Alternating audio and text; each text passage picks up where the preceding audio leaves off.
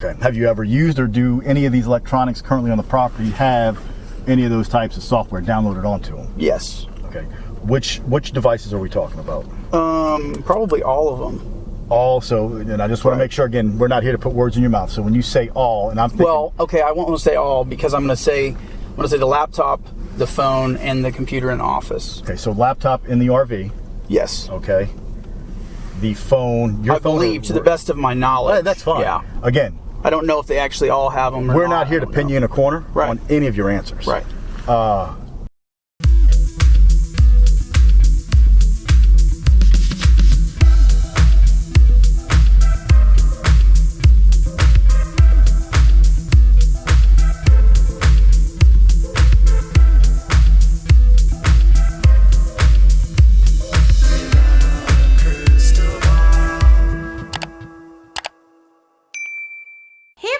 It's Katie from Without a Crystal Ball. Welcome back to my channel. I hope you're having a wonderful day. So I have been going through the transcripts for Josh Duggar's trial, and yesterday we talked about how Josh was brought into the judge's chambers after his defense had fallen apart. And then today we talked about testimony that was done, which basically proved that Josh had been lying to Anna and withholding information from her about what he was doing online. I don't think anyone's really shocked with that, but to have that so blatantly revealed in court and to have Anna just sitting there knowing that she's listening to this, I don't know how she can stay. You know, we go back and forth. Obviously, we have deep empathy for her, but there is so many times during this trial where I'm just like, what? Come on, Anna, go, run. Well, one thing that Jed Duggar came out with last week was he made sure to make this video about what great Christians they were and what amazing Christians they were and how he was raised in a good Christian family. Well, it's ironic that he would come up with this video right the week before the transcripts came out. Maybe not so ironic, to be honest. I don't really ever feel like anything is accidental with the Duggars, and I kind of feel like all of their movements online are premeditated by Jim Bob, but that's just my opinion. Knowing these transcripts were about to come out, it seems like they've been trying to play a re-sculpting of their images. Well, now we know that Josh Duggar was involved in some sort of conspiracy with his family to try to frame some of his friends for things that he did. And that was revealed behind the doors in chambers with the judge. And even though his attorneys didn't outright say it, it's in black and white, in the writing, in the words of the U.S. attorneys on what they believe happened. And even the judge was pretty fed up with it. And if anyone has questions about whether or not someone is a good Christian, good Christians do not pose as good Christians. They are just good Christians.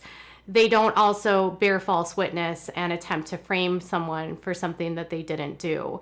And they don't use a family friend's past as a scapegoat for their own wrongdoings, and then they don't put that person through such stress that that person becomes completely and utterly anxious with everything going on in their lives. Because that's exactly what they did to Caleb Williams and are still doing to him to this day. So in an emergency meeting, well, maybe not such an emergency meeting, it felt like they had all of these emergency meetings with the judge.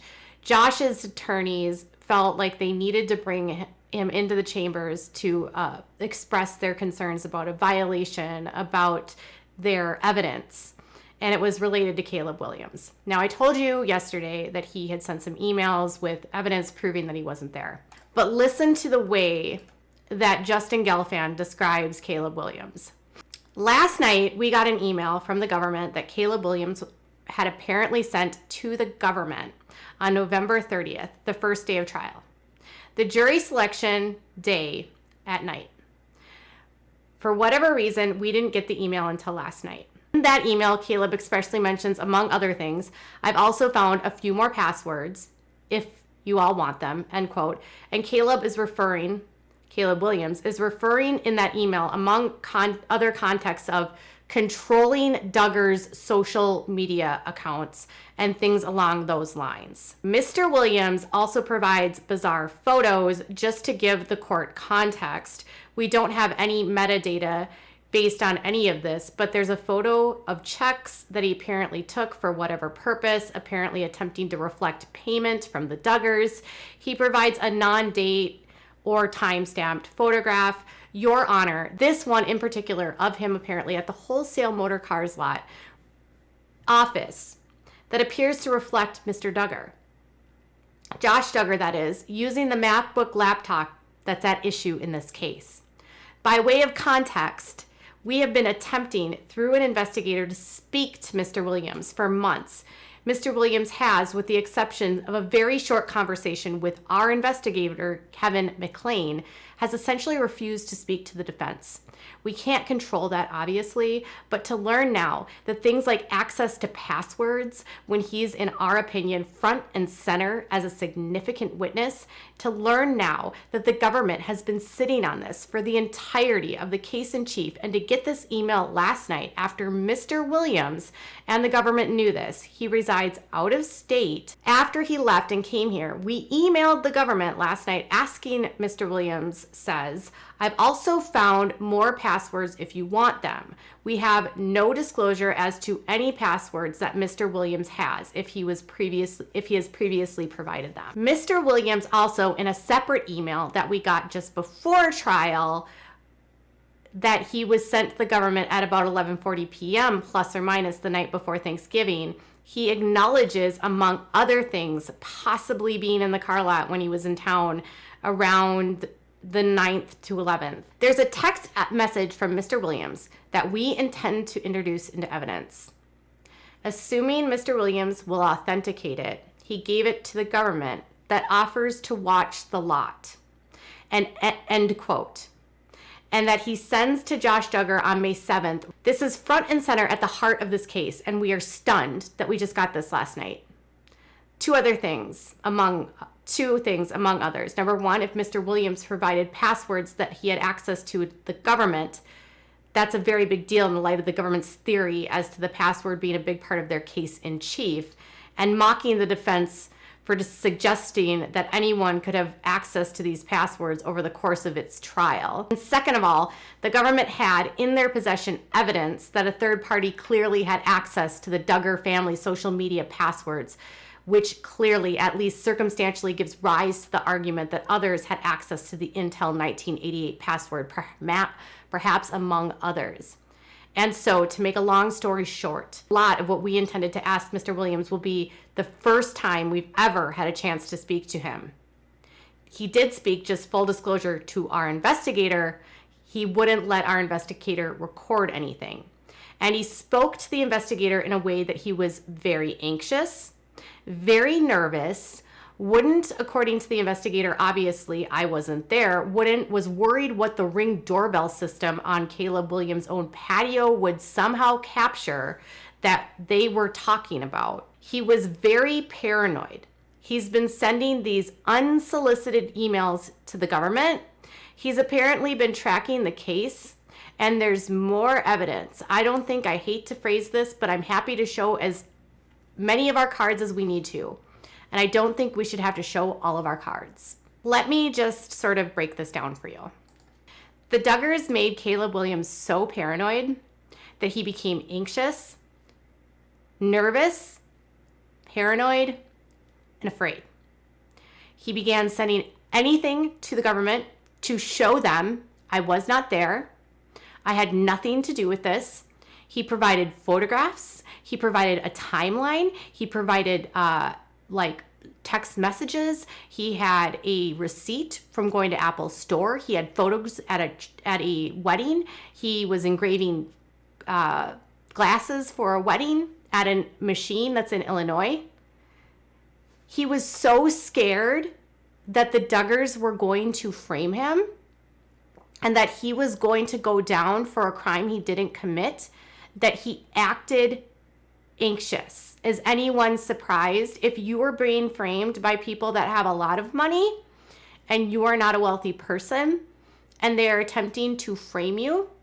How would you act? But the way that Josh's attorneys are spinning this, they are acting as though he's doing this because he's guilty. Mind you, the passwords that he mentioned in that point in this trial had nothing to do with Josh. They were to do with social media accounts of the Duggars, of I think Josiah and Jed. Is it any wonder that Caleb was acting that way if you had the Duggars trying to pin something on you that you knew you did not do, and you knew you had a record of your own, which is why they picked you and why they are targeting you, and you have them coming at you and have their investigator coming at you to try to prove that you are guilty? And the way that it was positioned to the court is just so atrocious that not even the judge agreed with it. He didn't even agree with them about the passwords. The passwords issue wasn't that other people knew it. It was that he had been using the same password on multiple accounts for numerous years. It wasn't that it was a secret password, and the judge told them that. He's trying to get them into a Brady violation for not disclosing this email. They explained to them how the emails came to be, that they did not ask them for. But Dustin Roberts outlines why Caleb was acting this way, and I think it paints a very good picture of what the Duggars were doing to him. Okay, he says, we didn't ask Mr. Williams to send these emails. We got it in the middle of trial, and we've been in trial all week. We honestly did not review it until Sunday. That's when we met to discuss, okay, this is what we're going to do for the rest of our case. What are we going to do? Okay, they're going to try to call Caleb Williams. Let's look at that email. We looked at the email.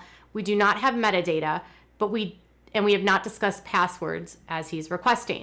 And he says, who are the emails directed to? And he says, I think Mr. Clayman. How he chose Mr. Clayman, we don't know. This is a defense witness. This was never our witness. And that's the issue I wanted to bring before the court regarding third-party guilt.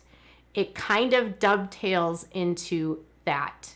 When the defense investigator, went out again, we didn't look at Caleb Williams at all because there was nothing pointing that he was on the car lot or had access to this computer during the time frame in question. When the defense investigator went out there, he notes, this is part of the defense exhibits that Mr. Williams told him that he was not in the state during the time frame. So they go meet Caleb. Caleb tells them, I wasn't in the state. This is not their witness. They did not ever need to investigate him because he was never, ever in the state of Arkansas during that period. He has a defense investigator funded for and paid for by none other than, I'm assuming, Bob Duggar, going out there to try to get Caleb to say something to prove that he's the one that did this. And then Dustin continues and says, going forward, when he sees his name or whoever alerts him, actually, I think it's a member of the Duggar family. So a member of the Duggar family contacts him. And then he sees his name in a filing regarding third-party guilt. He contacts an attorney to reach out to the government and offers to provide, hey, I wasn't here. We generically told him through his attorney, provide any pictures and documentation, and every time we get that, even though it's not our witness, we are sending it to the defense. That's exactly what we were doing. But the point of my issue with third-party guilt is, if they have something connecting him, placing him in Arkansas, they have not disclosed it. We have disclosed overwhelming, including pictures taken of him in Illinois on November's 12th, 13th, 14th, 15th, 16th, and 17th. He actually meant to say May. So their argument was that Caleb didn't need to be there because of the thumb drive. And their argument was going to be that Caleb is the one that plugged in the thumb drive. They had no proof. None. There was no proof that it was ever accessed this way or that a thumb drive was the reason or how it was remotely accessed. And Futrell, in testimony, revealed that it wouldn't have worked that way. You had to launch the Linux partition through the actual boot up. That's not the only time that they talked about Caleb Williams, because they talked about him again right before they were doing their own testimony. And they again brought up Caleb Williams. And they again said that they wanted to bring up that he was there. And again, the government at that point brought evidence to the judge and said, this is what we have. We have his mom here. We have Apple here. Caleb has been here. He wasn't there. The judge finally says, you cannot accuse him of doing something that he didn't do if you don't have proof. And that's when they gave up and Josh conceded. So let's recap here. Bob Duggar and Josh Duggar crafted a plan to try to frame someone who did not do it so that Josh would not go to jail. They elicited Jed Duggar to sit as a witness who would verify that on a few nights in May, Caleb was at his property. Who knows if Jed would have lied for his family and lied for his brother and lied about Caleb. And then remember how I told you that at trial, someone told me that Anna was staring at Caleb like with daggers through her eyes, and like she was like acting like he was the one who did this. Even Anna was willing to go along with this to get her husband out of this. They were all willing to avoid the truth, avoid the evidence, and try to create a conspiracy that Caleb put a thumb drive into a computer and remotely accessed content from Illinois to set up Josh so he could watch online content. It never made sense. And it's so diabolical to think the lengths that Bob was willing to go to get Josh out of this. I'll add, every day of trial, every single day, the jury was instructed not to speak to a single person at all. They were not allowed to look at the computers. They were not allowed to read the news. They were not allowed to interact at all about the case. They were like escorted out without anyone else around, which I know is standard, but I believe they were worried about somehow Bob getting to one of the jurors. He was already willing to try to create a narrative that Caleb did this to get Josh out. Who would have to say that he wouldn't try to tamper with the juror? Unimaginable. And then to know that Jed was willing to go along with this. It is so sick to me. It is so sick. And so when people sit there and go, well, it's not the rest of the kids' faults. As long as the rest of the kids are listening to Bob Duggar and going under his control and doing what he wants, they're all in a part of the problem. They're willing to lie. They're willing to throw people under the bus. They're willing to put other people's lives at risk, their safety at risk, their freedom at risk, so they can keep going on with their show. And we're the best people ever. This is some diabolical stuff. This family is sick, in my opinion. And it's harder and harder for me on a daily basis to even fathom and have sympathy. Like it's so hard. Like I wish I could wake up each one of these kids and tell them to get as far away from their father as possible, get as far away from Josh as possible. Don't ever think that you would have to lie for someone. It's so sad. So sad. And Caleb, poor Caleb Williams, like he has committed a crime. He is on the offender registry, but you do not frame someone for doing something you did not do. Think of the upheaval this has put through his life, and they were only doing it to him because he had a charge that was not even equivalent to what Josh had done. It's sick. If I were Caleb, I would find a good attorney and I would sue them for damages, for defamation, for everything. But I'm sure that won't happen. We can only hope. What are your thoughts? Tell me in the comments below. Bye, guys.